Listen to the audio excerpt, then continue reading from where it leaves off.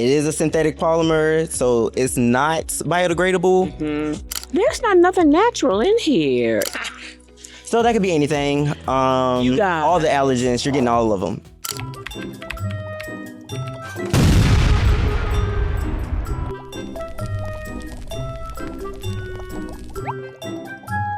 Hey, you guys, I am Adria. And I'm Avery. Welcome to another episode of the Messy Chemist, where we bash ingredients, not brands. So we recently released our lemon drop styling foam. We had to kiss a lot of frogs to find a foam that even kind of worked to give us a good example of what to go for, which is why it took us so long to create our lemon drop firm hold styling foam. So this is like a little mini series of some of the frogs that we had to kiss, so you guys can understand a little bit of the struggle. So let's start off with this particular foam. This is one of the most popular foams on the market. When I tested it myself, I found that it did give a decent hold. Okay. But the ingredients, for me, they left a little bit to be desired.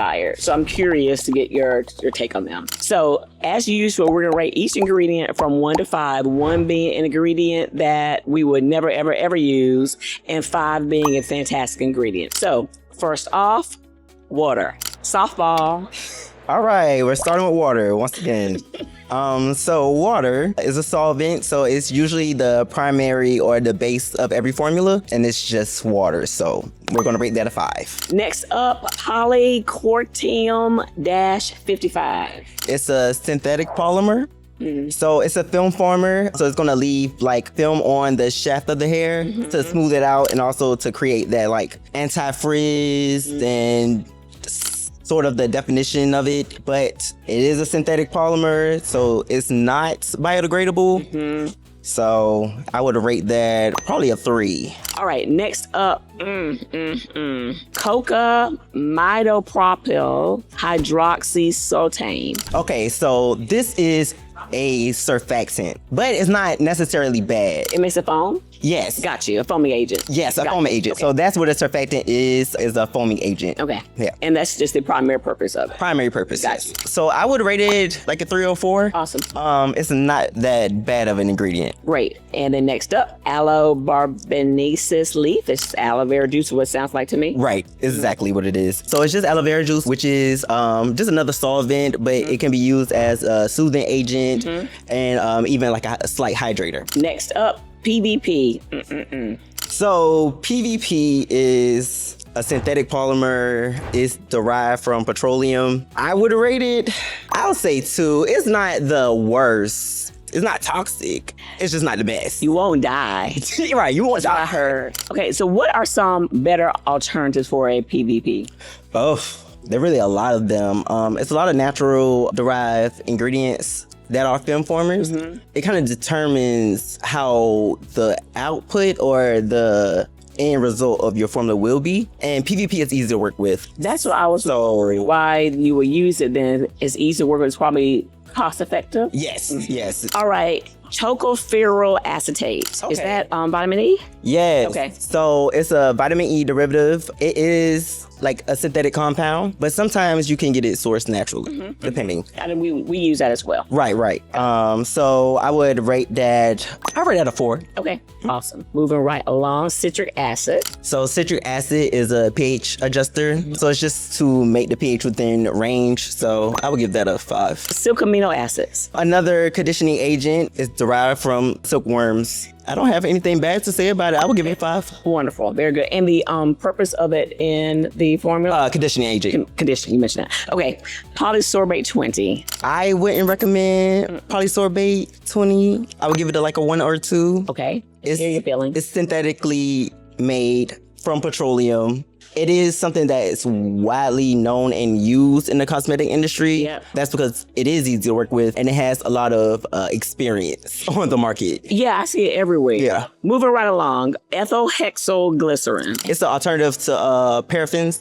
I would say like 4, 3. It's other alternatives that are more sensitive to the skin, Right. but it's not the worst. It's not the worst. All right, what about Olef-20? It's a synthetically derived ingredient. There's not nothing natural in here. It's mostly, other than the citric acid, the silk amino acids. Well, like half and half, maybe. Or maybe. Maybe like 60-40. I don't know, 70-30. Let's hit on your favorite and mine, fragrance. So that could be anything. You got all the allergens, you're getting all of them. Glycereth-2 cocoate. Another chemically processed ingredient. It's a molet, but it also can function as a surfactant. So it has slight foaming in there. Okay. Even though it helps to like smooth the hair shaft and all that. Got you. So I would rate it a 3, just because it is processed in a way that it can produce a byproduct that is a possible carcinogen. Anything that has like ETH at the end is usually chemically processed in a way to that. I think it's 1,4-dioxane is the byproduct that is the carcinogen. Okay, but this ingredient, this is flame possibly, because I found this product to be very smoothing. It detangled well. It fought frizz well. So I'm wondering if that ingredient has something to do with that. Most of those that like chemically processed in that way are made to kind of work with oil and water really well. Okay. So it helps to just bring it all together and be a homogeneous solution. Got you. Okay, so here we go. Next up, isostearamidopropyl morpholine lactate. So it's a conditioning agent. If you can't get it synthetic by the name itself, I don't know what else to tell you. Okay, phenoxyethanol. We already know. It's not the best. It's a well-known preservative. It works in a lot of conditions. That's its main function. It has to be used in low concentrations so that it's not toxic to the skin. Right. So be careful with how it's positioned within the INCI, because that can kind of give you a hint of how much of it is in the actual formula. Rating wise, I'll give it a 3. But depending on how much is actually in the formulation, it can be pretty bad. Pretty bad. And like full transparency, we use this preservative in a couple of our products, but we make sure that it's below the recommended usage of it. And when our customers see it on the label, we're happy to share with them why it's low on the ingredient list, on the volume that is in the formula. All right, benzoic acid. I am hopeful. Oh yeah, it's pretty good. Great. It's another preservative. It can be derived. There's some preservatives in here. They got a lot of preservatives in here. Last but not least, let's end with our carcinogen. Why don't we? Disodium EDTA. It's a chelating agent, so it protects the solution from oxidation, potentially from any minerals that's found.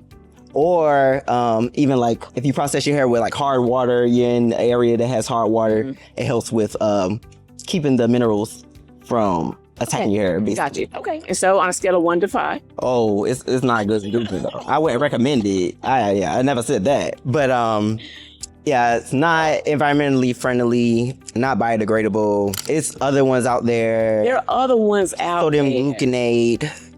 It's other ones out there. So I will rate it a 2. My issue is that for each one of these ingredients that we rated a 1 or a 2, there are alternatives for these, and they're not that hard to find. So it has to come down to, like you're saying, the effort, the cost. Yeah, and the cost. And that's what it is the effort and the cost. Because I do know that when we're making our formulas, sometimes it's more difficult to have it to be a consistent texture time after time. You have to either think outside the box to come up with something that's stable. Okay, Avery, scale of 1 to 5. 1 meaning that you would never ever use this foam. 5 meaning it's the greatest product ever. I would give it a 3. I thought that's being fair, because ultimately, I mean, it does have some things in here. I don't really know the formula breakdown, so I can't really give too much on how much each thing is being used. Right.